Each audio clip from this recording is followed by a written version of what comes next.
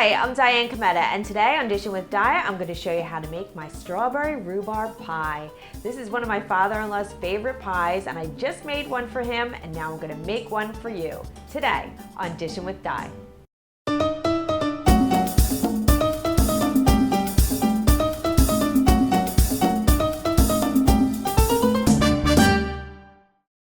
You need some fresh rhubarb that's been cut into pieces, some fresh strawberries cut into large chunks, some white granulated sugar, some cornstarch, salt, and ground cinnamon, some lemon zest, some fresh lemon juice, and some vanilla extract.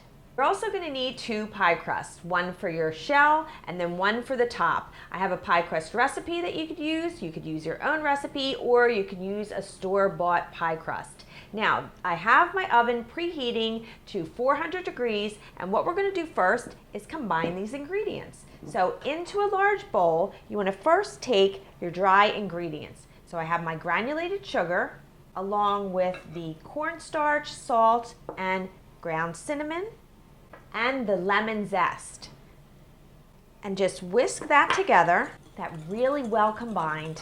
Cinnamon smells so good. And now we're going to take our strawberries and put those in along with our rhubarb. And then we're just going to toss this around. Now, if you don't know how to hull a strawberry, I actually have a little video on that, and I'll leave the link for you. It's very simple. So just get this really well coated. Now I'm going to drizzle in a little bit of vanilla extract and the lemon. Just squeeze that over top, just a little, not too much. And toss it around.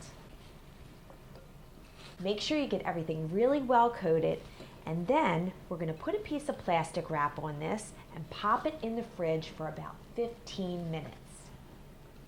And then we'll put the whole thing together.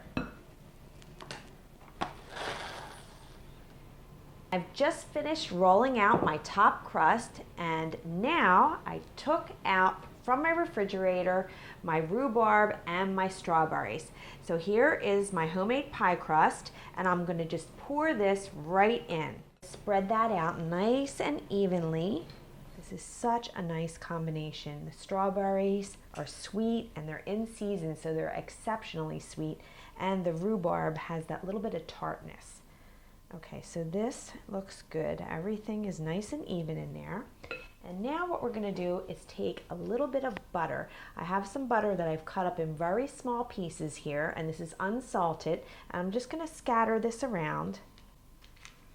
Okay, that's good. Now get your pie crust and wrap it around your rolling pin carefully. Roll that toward yourself, and then bring your pie in front of you and lift it up and unroll it right onto your pie. Okay, that looks good. And now what I'm going to do is just take the edges, just tuck them under like that, all the way around. Okay, there we go. Around the edges, you could do a variety of things. You could take your finger and just between your finger and your thumb and just squeeze around the edges like so, and pinch the edges all the way around. Doesn't have to be perfect. Mine never is. It's kind of a rustic, old-fashioned kind of pie. And then you're just going to take a little bit of milk and a pastry brush and brush over the top of the pie. And this is going to help it get nice and golden. And then we're going to sprinkle a little bit of granulated sugar on this. It'll be a sweet and slightly crisp top.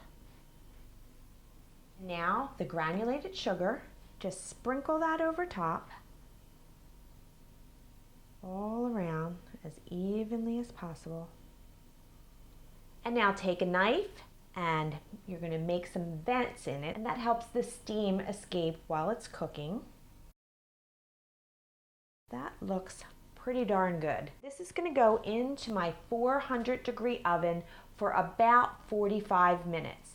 For the last 15 minutes, the edges might start to get a little brown. So I have this. This is a little guard, and this shield I'll place on the edge like this for the last 15 minutes. If you don't have one of these, you can create this with some aluminum foil. So just take the aluminum foil and then just wrap that around at the very end. Now I'll put this in my oven and then I'll show you what it looks like when it's done. And there it is. My pie cooked for 45 minutes on a baking sheet, and then when it was done, I placed it on a rack to cool completely for several hours. It's really important to let it cool because if you slice it when it's warm, all those juices are going to ooze out, and you want to save every last drop. So now I have a little slice, so let's give it a taste. Look at that, nice and juicy, and look at that crust.